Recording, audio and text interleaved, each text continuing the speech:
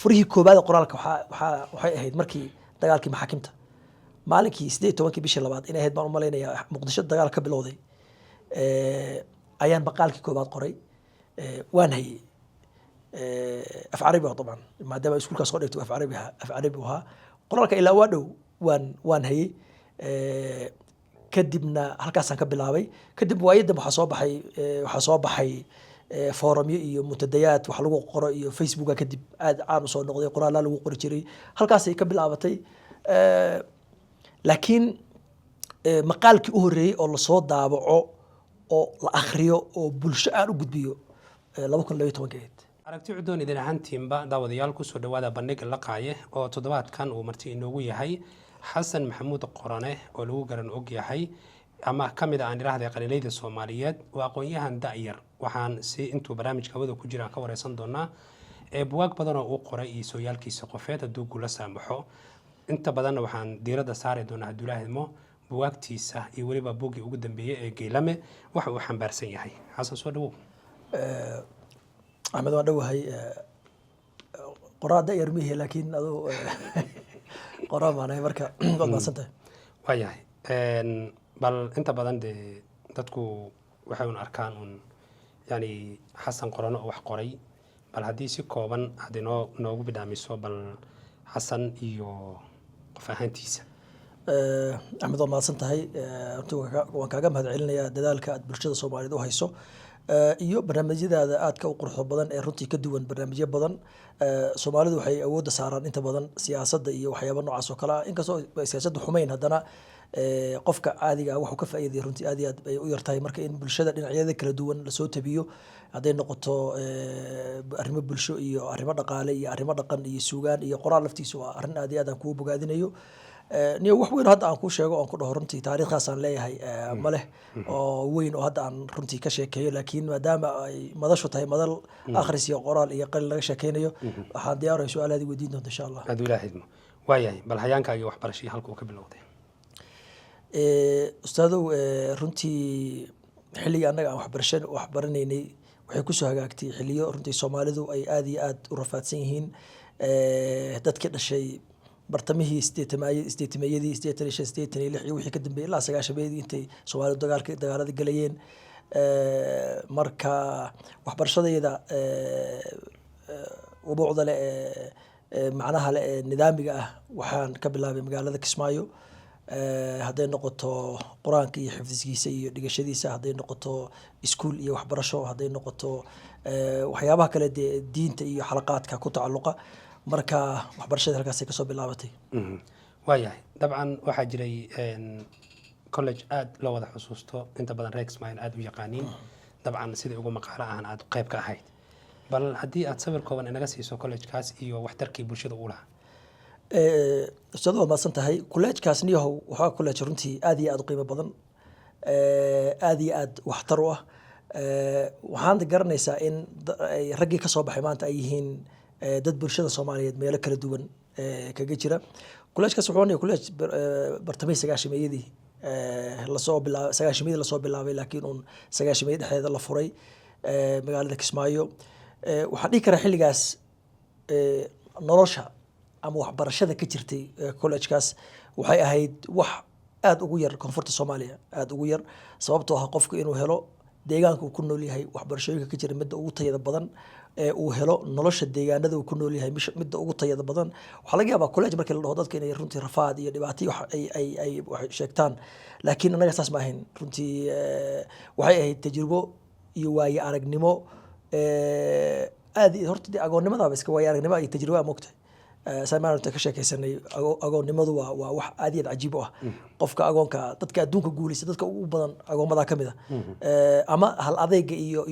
يو رسائشة يو فريمة هو يقال النبي محمد عليه الصلاة والسلام بكمل أقول بوها سوف تقف كأقول كمقتي دبر كيس ومريه حبكم الترسنة وحبكم التشنيو قف قد مجرو عيال لو مقن عندنا ومقنو أصلا اسكت الشنية مركز تجربة كسوكو تجربة دي كلها حقيقة تجربة رنتي آدي وناكسن دول مركز لقى في ريانا شاب جريسي أو نلاشيدا معنا وسميسي طلعوا قرنيس هذه إلا ما أنت دتك أما وهريرسن أما صاحبها أما أصلا صعون أما أن إسكا xoog ognahay waa un raggii annaga ka soo baxan intooda badan dee noloshu dad kale oo asxaab kale ku baraysaa laakiin dee qofkii aad adoo yaroo 8 jir 9 jir 10 jir isbarateen waliba isbarasho ma ahayd isku hal meel ku nooleedeen hal guri saxanayseen hal wax ku cunayseen hal iskuul aadayseen waa ka duwan yahay marka tajribo aad iyo aad u qurux badan bay waayahay bal haddii aad hal iyo laba naga xusuusiso yani intii collegeka lagu jiray iyo waxyaabihii kugu yaabka badnaa iyo waxyaabihii kugu adkaa yani kugu soo maray collegeka sad waxyaabaha ani aad ka runtii igu adkaa waxaa ka mid a waxaan ahaa wiil hooyadii aad u jecel agoon baan ahaa hooyadii baan aad u jeclaan jiray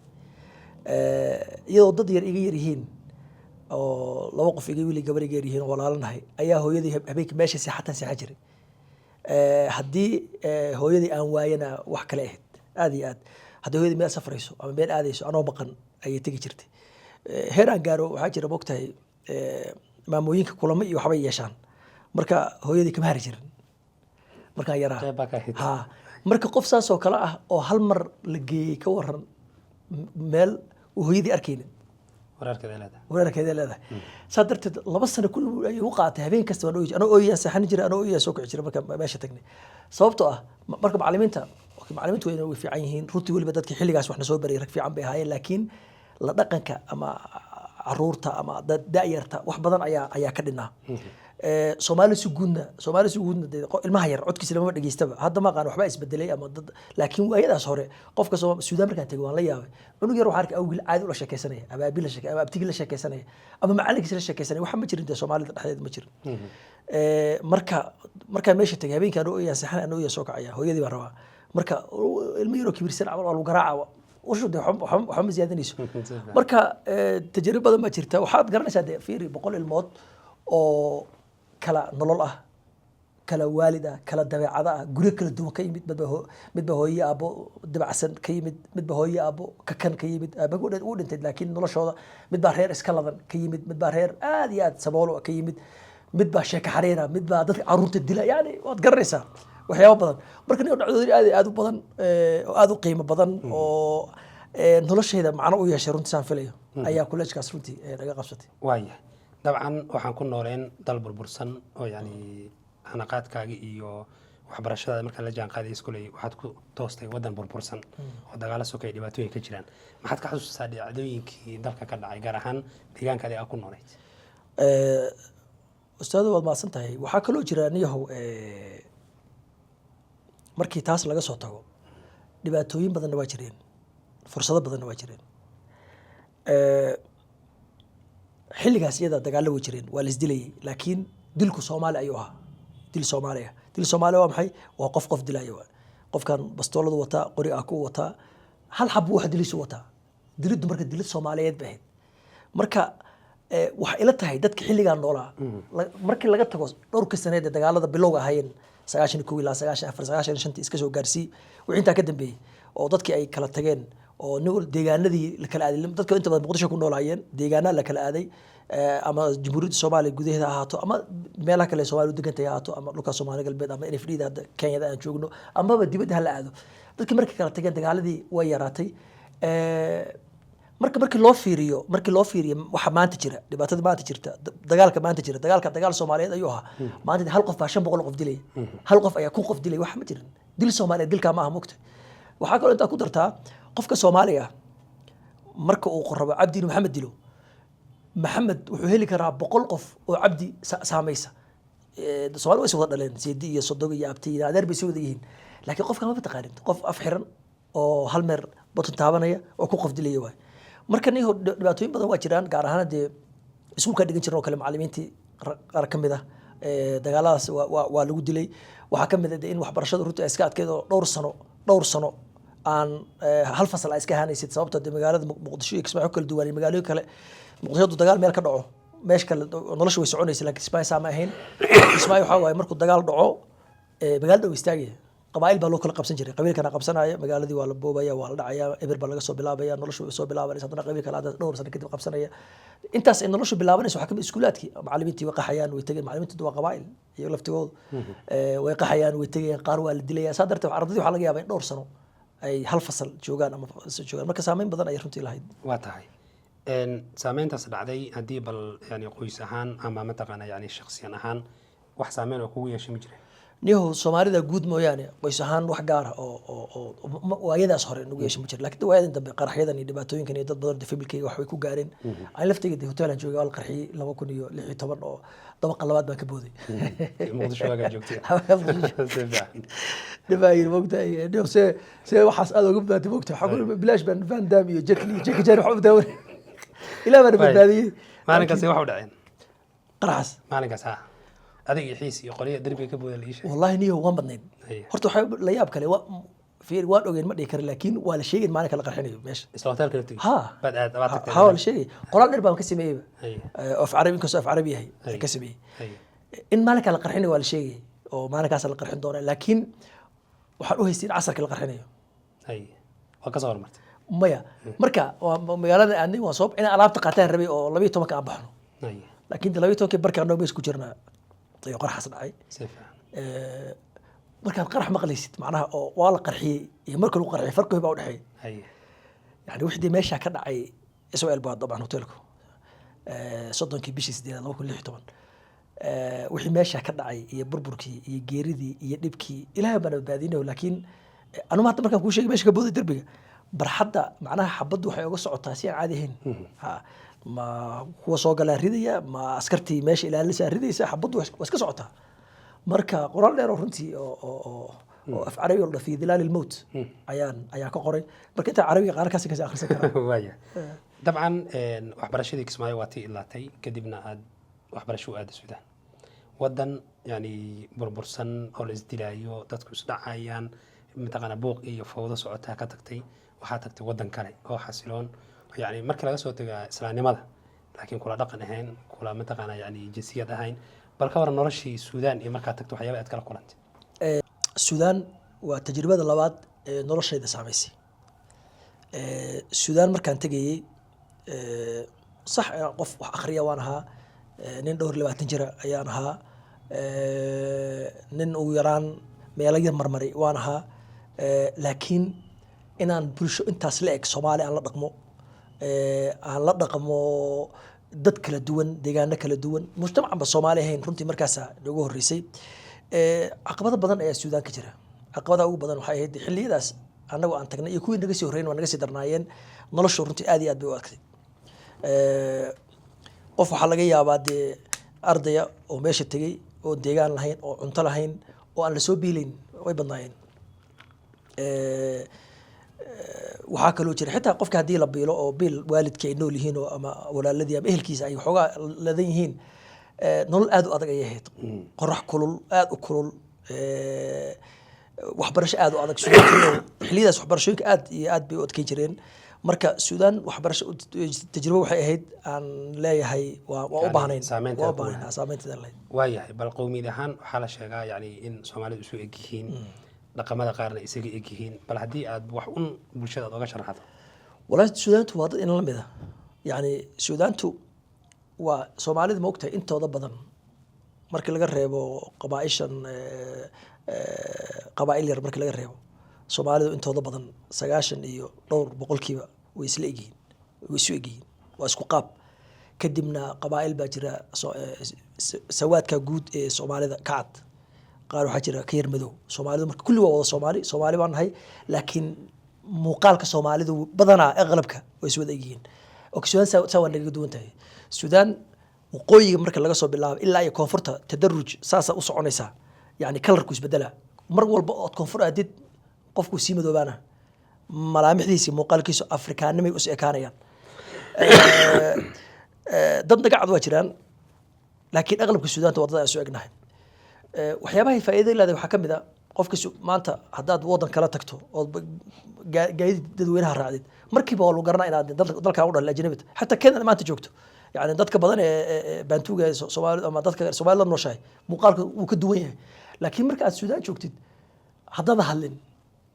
يعني أنت قرني اسمه السودان تحبك كم بدو دربله لو مسوسارك لو مسوسارك كانوا حتى درجة يكون الله سيبرتنا يقال لمتاي مركز السودان وأضل حتى وحلا يا بنيه ضيع الله مركز أرك السودان حتى كصعوبة ولا يابا يعني قف السودان يقف تبع سن مع نسن قبو بوقي قيلة علين عنف إيو ماركتي إيو فيولنس إيو حيابها سرنتي عن شعلين aqoon leh bulshadooda bulsho aragtida bulsho kala duwan marka hadda markaan arko waxa ka dhacay meeshaas nimankan falaagada dacm sariic ay sameynayaan RSF Allah dacm sariic ama af Soomaali waxay noqonaysaa gelid degdeg ah waxa saas oo kale dad loogu talagalay waa in ciidamada militariga meelaha ka dagaalami jireen ay caawiyaan maadaama iyagu ay intooda badan ahaayeen dad baadiyaha iyo meelahaas ku nool infantry ahaayeen marka arko waan la yaabaa qofka Suudaaniga waxaas la yaab aan taas itustay waxaa jirin Eritrean dhowr jeer waan ka sheekeeyay ninka Eritrean ka qoraa weyn buug badan ay Soomaalida ka qoray aad buugiisa ugu dambeeyayna mar dhow soo baxayba oo novel wuxuu yirniyo marka Soomaali wuxuu ku noolaa aakhirkii 70-meeyadii iyo bilowgii 80-meeyadii ku noolaa marka wuxuu yirniyo waxaan la yaabanahay qofkii Soomaaliga ah ilbaxa ah naxariista badnaa musaalimka ah nabadgelyada qofna yani xilliga uu joogo taqriiban Muqdisho waxay magaalooyinka Afrika ee adduunka ugu nabadda badan bahayd ma tasawuran karo ma aamini karo see qofkii Soomaaliga noocaas ah nin de ku noolaa 75 ilaa 85 meelahaas ka soo qaato waan kaasano see boqolaal qof oo Soomaali u dilaya marka waxa way ustaad dabeecadaha aadanuhu way isbedelaan mar kasta waa kii uu lahaa ninkii ahaa Ibn Khaldun waa aabaha cilmiga bulshada kitaabkiisa muqaddamada Ibn Khaldun aad iyo aad buu muhiim u yahay wuxuu dhahaa ummadaha dhibaatada iyo burburka iyo rafaadka ku nool dabeecadooda xumaan al-umam al-maqura tasuu akhlaaquha akhlaaqdeedu way xumaanaysaa qofkan dhiig iyo burbur iyo dagaal iyo qax iyo rafaad ayuu ku soo koraya noloshiisa taasa noloshiisa qaabeynaysa marka Suudaan waxay ahayd markaan tagnay dal fiican wanaagsan markaas iyada ah intii heshiiskii Naivasha koonfurta iyo waqooyiga ay heshiiyeen shidaalkii soo baxay Suudaanta lagu sheegay baa waxay dhisantay 2005 inta u dhaxaysay anaga marka fatradaas maadaama fatrada joognay ahayd Suudaan horumaraysa soconaysa shidaalkii la soo baxday heshiisay ay ahayd wadan runtii dhinacyo badan aan kaga dayan karno ayuu ahaa markaas waxyaabihii kugu yaab badnaa maxay ahayd markaad tagtay marka Suudaan horta Suudaan wax badan baan ka bartay absad shayga ugu fudud waxa anoo Soomaalida kala aqoonin baan tagay waxaan ka soo laabtay anoo Soomaalida u dhaqaan sabab Suudaan ustaado waxaa loo kala degan yahay laba siyaabood Suudaan loo degaa taana waxaa keenaysa nolosha adag qof intuu keligii meel dego iska bixin kara nolosha ka bixi kara ma jirin waxaa loo degaa qaab urur xarakaadka islaamiga islaax itixaad ala sheekh إخوان مسلمين وكذا سوالف ها ساسلو كل دقيقة السودان أما قاب قبيل أيام لو دقيقة جريها يعني أنت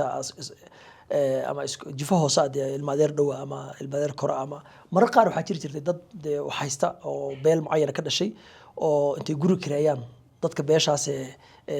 تبرتير يكونوا لا جرين هرت تهواد حوا السودان وحنتي أنا سومالي كلا جرينين سومالي كنت ها oo macluumaadka aan ka hayo yani Soomaalida sheekooyinkooda qabaa'ishooda noloshooda suugaantooda laana waa nafcali wax ku baranay aad u yar tahay Suudaan waxa ka soo tagi daano aad Soomaalida u qaan saan isleeyahay marka intaan u gudbin xasan oo qaybaha kale dabcan inta badan waxa la sheegaa in farqi u kala dhaxeeyo yani waxbarashadii xiliyadii aad mataqaana wax baranaysan iyo hadda kale bal ka waran hadii aad isbarbardhig ku sameyso labadan yani waqtiga hadda la joogo iyo manaahiijta marka la kala dhigan jiray waxa la tahay adduunka horta mar walba adduunku horumaraya waxyaabo badan oo aan jirin xilliyadii hore ayaa hadda jira tusaale ahaan anaga markii aan Suudaan tagnay kulliyadda sayniska aan galay marka kulliyadda sayniska 5 takhasus ayay lahayd waxa weeye waa chemistry iyo microbiology iyo geology iyo xisaab iyo computer xisaabku isla socday ma filaya markaan meesha tagnay maalinkii koobaad ee jaamacadda xaadirnay waxaan tagnay lab wuxuu ahaa labkii ugu horreeyay aan arko waxaan isla dhiganaynay Kenya Suudaan Burundi Uganda Tanzania Thailand inta xasuusto intaasaan jaamacadda isla dhigi jiray يعني Soomaalida kaliya ayaa ahaa dadkii kaliya aan weligood laab soo arkin wuxuu doonay hada ilaa wadan burbursan baa laga saasoo tahay maanta laab waa jiraa saan filayo haba iska tabar yaraadaan laakiin iskuulaad badan oo laab la ayaa jira iyo macmal saas oo tahay waxbarashada maalinka hadda isku mid maaha waxbarashada waxaan aaminsanahay in marka ay xilliga anagu iskuulka aan ka baxnay iyo kuwii naga horreeyey iyo kuwii naga dambeeyey dhowr sano ay waxbarashadu ka tayo fiican ayaan aaminsanahay tusaale aan ku sheegaa dadka anaga waxna soo baray ama iskuulaadka noo dhigay waxay ahaayeen dad risaali ah oo hadaf xambaarsan oo yool leh oo waxbarashadan aan u arkaynin wax ay ka bariiseeyaan ama ay lacag ka soo gasho waxay u arkayeen in ummadooday burburtay da'yartoodii waxbarasho la'aan yihiin manhaj uusan jirin ay dadaalaan ustaad fiiri manaahij carab ama imaaraad ha ahaato ama sacuudi ha ahaato ama masar ha ahaato ama keen laftigeeda wax laga qaaday ha ahaato ayay macallimiinta isku yabyabeen oo wax ugu bilaabeen macallinkaa marka hadafkiisu wuxuu ahaa in dadkiisa uu samata bixiyo dhibaatada uu ka qaado malaayiinta da'yarta ee mustaqbal beeleen uu mustaqbal u sameeyo hadafka koobaad fiiri kismaayo kale iyadoo la isdilayo oo la isdhacayo oo qabaa'il loo dagaalamayo ayaa macallimiinta dibadaha ka imaadeen iskuulaad ka fureen muqdisho sidoo kale hargeysa sidoo kale boosaaso sidoo kale gaalkacyo sidoo kale deegaanada soomaaliya dhan sidoo kale xilliga ayadaa marka macallimiintii wax dhigayay waxay ahaayeen macallimiin hadaf leh waxaa caddayn ku ah maanta qofka bil ama laba iska bixin waaya iskuulaadka waa laga cayriyaa laakiin waagaas waxaa soo mari jirtay in qofku uu dhigto 5 bilood 6 bilood 7 bilood asagoo waxba bixinin macallinka marka lamana eri jirin wuxuu qofka hadda iskuulka dhigayo ama laba iskuulka laga burin jirin wixii uu heli karo ayuu qofku bixin jiray waa lagu lahaan jiray sababtoo macallinkan hadafkiisu ma ahayn in uu wax samaystee hadafkiisu waxay in jiilkan uu samata bixiyo maanta waxbarashadii waa jirtaa waalidku waagaas marka waalidku waxbarashada waxay u arkeen macno gaar u arkeen hadda hooyo telefoon ku fororta aaba mashquulsan macallin caruurtan ka bisha markay dhamaato raba inuu wax ka helo waxbarashadii magac ahaan way horumartay laakiin waxaan aaminsanahay daacadnimadii ay macallimiinta lahaayeen howlkarkii ay lahaayeen tayada ay lahaayeen niyaddii ay hayeen maanta ma jirto waayahay dabcan xilliyadaas waxaa la sheegaa in tiiba carabig uu u badnaa dalka ama manhajyada carabiga u badnaa dhalinyarada marka taariikhdoodii aan la bari jirin oo taariikho shisheeye la bari jiray muxuu ahaa micnuhu ustaad fiiri waxbarashadu marka iyada dhigtoojin ayay ahayd horta meeshaan manhajka wuu dumay soo maaha dadkii waa kala qaxay waa la kala irdhoobay dadka markuu dagaal dhaco bulshada baxda waa laba u badan waa dadka aqoonta leh ee dadka wax haysta maanta markuu magaaladan joogno maanta wax ka dhaco oo in la qaxal damco ninka qaxi karaya waa ninka lacag haysta waa ninka wacyi le yaqaana meel loo qoxata dad badan ayaa jira oo meel loo qox garanayn macallimiintii marka la isku soo laabtay oo waxbarasho in la bilaabo la damcay manhaj ma jiro qofka maasaga wasaaradda maasaga dawladda manhaj ma dejin karo wuxuu u baahan yahay in manhaj uu asaga horta yaqaano uu keeno manhajta noogu dhow ee diyaarsan ee la heli karo ee dhaqan iyo diin iyo taariikh guud aan ka midaysanahay manhajta carabta ahayd saasaa loo keenay saasoo tahay intaan laguma daynin waa lagu dari jiray hadda waxaan xusuustaa annaga markii iskuulka dhigi jiray laga dhigay carabi laga dhigay xisaabta waxaan ku dhignay af soomaali aad iyo aad baan runtii ugu farxsanahay inay soomaali ahayd wax kale ma ahayn qof af carabi yaqaano xisaabta af carabi ku dhigaa la waay waxaa marka macallin loo noqday macallin bilajiro oo aan u malaynayo in qof xisaab ka yaqaan inuusan weli waxay dhigin xitaa soo dhigtay kulmad saynis oo xisaabaadka lagu dhigto anaa soo dhigtay waxay ahaayeen wixii ugu wanaagsanaa ay heli kareen saasoo de haddana waa lagu dari jiray taariikhda soomaalida sooyaalkeeda gobolada waxa ay tahay dowlad waa lagu dari jiray laakiin sida meelaha kale loo okay anaga waxaan dhiganay manhajka sacuudiga anaga dhigan soo qaad marka anoo weligay sacuudiga tegin ayaan xog badan sacuudi ka hayay taariikhdooda dowladooda inta dowladda soo martay meelaha dalxiisyada u tagaan taariikh wax badan aan soo dhiganay haddana waxaan leeyahay macallimiintii xilligaas manaahijtaa keenay waxay ahaayeen wixii ugu wanaagsanaa ugu fiicnaa ay heli kareen wayna nasamata bixiyeen ugu yaraan aad iyo aad bay mahadsan macnaha dhig joojin ahaan bay u sameeyeen si xeerka maanta loo soo gaaro usa manhajka xitaa hadda la dhigto yani muxuu badan soo kordhiyey yani waa manhaj soomaaliyeed si siyaabaha ka mid ah laakiin wuxuu soo kordhinayo macrif ahaanka taya aqoon ahaan waxaan aaminsanahay dadka hore ka fiicnaa anaan aaminsanahay waayahay markaan usoo noqono marka xayaankaaga qoraalkii halka uu ka bilowday macallin kuma dhihi karo maalinkaasoo bilowday kuma dhihi karo de waxaa jiray maalin dhaweyto aad loo daawaday oo allaanta wareystay oo yidhi jacaylka iyo hargabka wuxuu ku dhaca dadka tabarta yar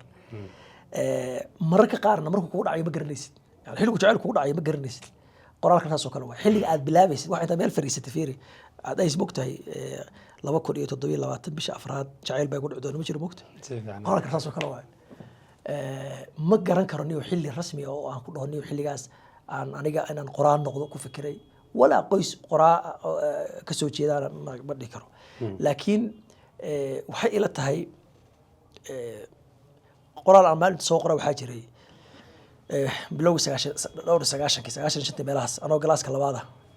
ayaa dad dagaalaas ka dhacay burburyaa dhacay qoysaskii waa la kala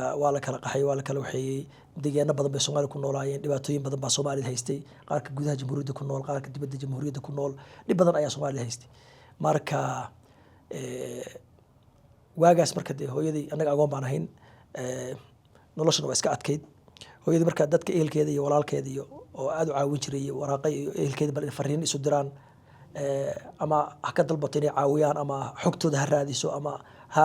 samaysee marka waagaas hore maadaama laba iga weyn ay maqnaayeen oo joogin hooyadii marka waraaqay waxa u qori jiray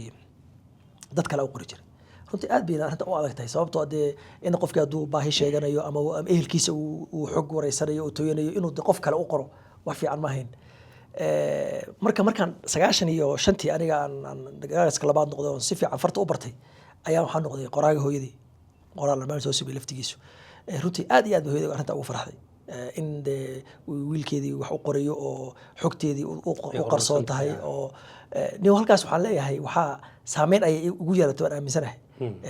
sababtoo ah waa isbedel weyn qof in dad wax qordhaan inkastoo hooyadii waagii dambe ay qoraalkii fartii quraanki waxyaabo badan ay baratay laakiin waagaas iyada hore qoraalku ma jirin marka waxaan isleeyahay halka saameyn ayaa iga soo raacday waan aaminsanahay saameyn oo ah saameyn duco ugu yaraan waan aaminsanahay haddii intaa ka tegi weydo nin waagan yaraa waxaan samayn jiray marar qaar buug baan lahaan jiray waxaan qori jiray marmar waxaan qori jiray intaan buug soo qaato xaraf kasta oo ba ka bilow af Soomaaliya qori jiray bir bad biyo beel wax walba oo ba ka bilow dhowr boqol bay noqonayaan xaraf kasta oo buug inta leeg baa wada jiray oo xarfaha Soomaaliya ku qoran yihiin okay waaga xataa wax qaamuus la xataa ma aqoon iyo qaab wax loo diyaariyay laakiin fuduul waxa igu jiray inaan wax qoraa way igu jirtay kadib laakiin furihii koobaad qoraalka waxay ahayd markii dagaalkii maxaakiimta maalinkii 18 bishii labaad inay ahayd baan u maleynayaa Muqdisho dagaal ka bilowday ayaan baqaalkii koobaad qoray waan hayay af carabi طبعا maadaama iskuulkaas soo dhigtay af carabi waha qoraalka ilaa waa dhow waan hayay kadibna halkaasaan ka bilaabay kadib waayadan waxaa soo baxay foorumyo iyo muntadayaad wax lagu qoro iyo facebooka kadib aad caan u soo noqday qoraal lagu qori jiray halkaasay ka bilaabatay laakiin maqaalkii u horeeyay oo la soo daabaco oo la akhriyo oo bulsho aan u gudbiyo 2012 ayahay in wax la qoro ma loo dhashaa yani hibe ilaahay qofku siimiya ama dadaal qofku uu muujiyo qoraalka kaliya ma waxyaabo badan oo noocaas ah jira tusaale ahaan waxaa la dhahaa hadda qofka maamul iyo maareyn inuu barto ama idaara ma wax loo dhashaa mise wax la barto adiga oo Axmed ah waxaa laga yaabaa markaad iska bulatahay guri degan tahay markaad aad guriga ka soo baxay subaxii soo qabaysato shukumaankii iyo macawistii iyo waxaad ku seexatay adii almuhim inaad intaad habayso mid walba meel saarto la laabto dharkaagii sariirtaada guglato aad soo baxday waxaa laga anoo kale in wuxuu ku qabaystay halkaa dhigo sariirtii oo isku laalaaban uu ka imaado gurigiisii oo isku dhaxdaadsan uu soo baxo labadan haddii la geeyo maamul maareyn aan barano maxay soo kordhinaysaa dabcan qofkii oo marka su'aalo noocaas oo kale jira marka laakiin aniga hadda maamul iyo maareyn barto qawaacideedana waan baranayaa ugu yaraan waxba ii taraysaa adigana way ku sii horumarinaysaa ani waxaan aaminsanahay qoraalku hibo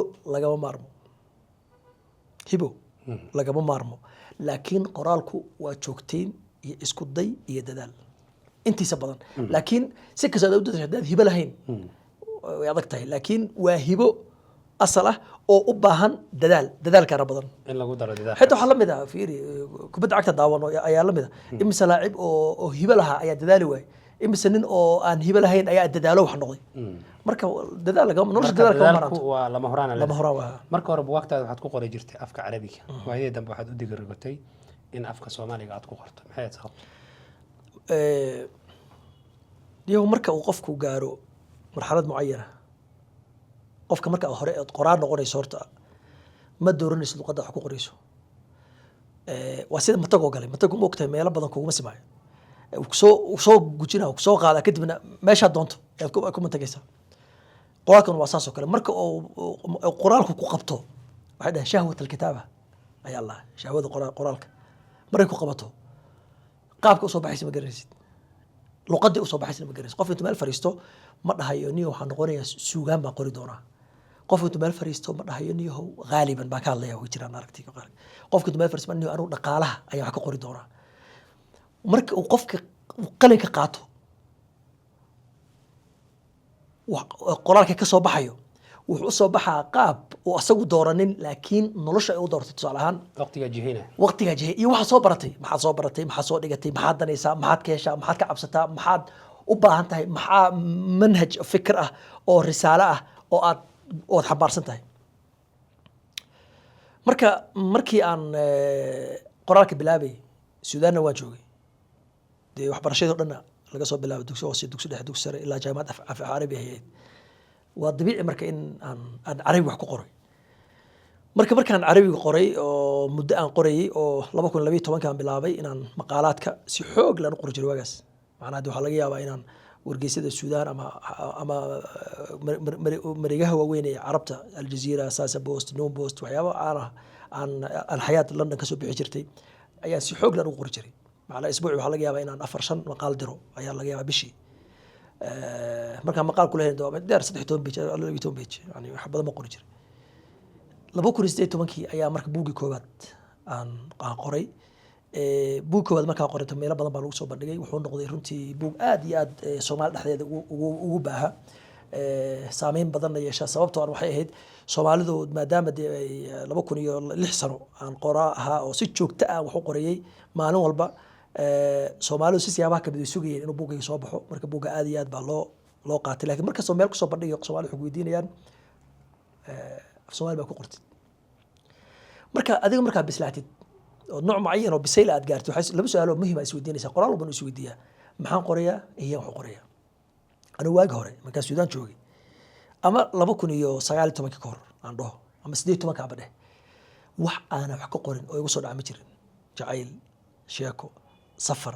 ديجان ضل تاريخ كبد فيلم وحنا كقول ماله وحيلا يمكن الحكم ذا واضح عند معي إن أنا هسه الصومالي أيضا أنا في عربي ترجمة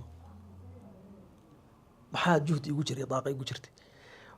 فعلا وان بلابي وحنا ترجمة هسه هذا بلان بالس قليل ماله حسن السمتر وحنا ترجمة هسه وحنا ترجمة هسه بلدوين هست عجيبة تبع عفلي أنا ولا هي إلا لح الصوت أيام صواب ترجمة أو هذا وقح ما إني أنتوا ضد يقدروا مين وحلا بده وأيام وحنا دمعنا فيلم هذا أدو داون شري لا ده ما داودا وحنا دمعنا كقرو بوك إنا فيلم هذا كقرو غرفين فيلم داوني أو غرفين يا فيلم كان معي جارها فيلم هذا سامين تله هدف حبارسن يعني فيلم هذا جعيله وحبنا الله قرو مجرو لكن فيلم هذا جعلك lagu raaxaystaa waa la ooyaa markii ooyaan laakiin wixii inta dhaafsan mashaacirta dhaafsan ma laha marka aan la dhowr filin ka qoray filin dhijir Amistad filin dhijir Blood Diamond filin dhijir Lagan oo Hindiya marka ilaa dhowr filin aan qoray ayaa hadana waxa sirniyo maadaama ay ka soo jeedo reer aad iyo aad mutadayyin u ahaa iltizaam wax korniyo ama buugan kaagi ahayn waan iska dhaafay marka waagaas marka maadaama wax walba qori jiray kadib waxaan maxaad qoraysaa eeyaad u qoraysaa iyo afkeed ku qoraysaa su'aalo laga jawaabo waxay soo baxay in waxa aan qorayo intiisa badan horta uu Soomaali xiriir la leeyahay laakiin ay jiraan waxyaabo kale oo Soomaali xiriir la lahayn waxyaabo aan jeclahay ama aan ka helo ama waxay soo baxay in waxaan dadka ku qoro ay Soomaali yihiin waxay soo baxay inaan Soomaali wax ka qoro marka waxa ku yiri maadaama luqadda Carabiga ana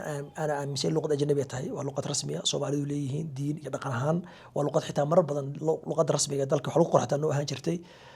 waa luqad dastuuri ah Soomaalida dhexdeeda waa luqad laga maarmaan in la soo ceelin ay waajib tahay inaan aaminsanahay laakiin saas oo tahay hadana maca asaf Soomaalidu intooda badan kuma hadlaan xitaa day fahmaan waa luqad iska adag marka waxa isbal maadaama juhd bixinayso dadaal bixinayso oo niyo habeen iyo maal aad siixanayno wax qorayso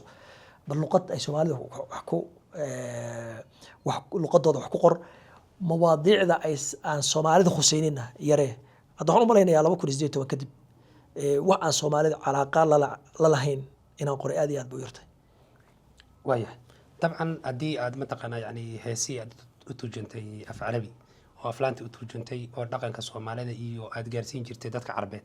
ilaa carab markii la yidhaha hal wadan keliya maaha wadamo badan baan soo lasma dhigi karo shaqo adag baa haysood ka soo wacatay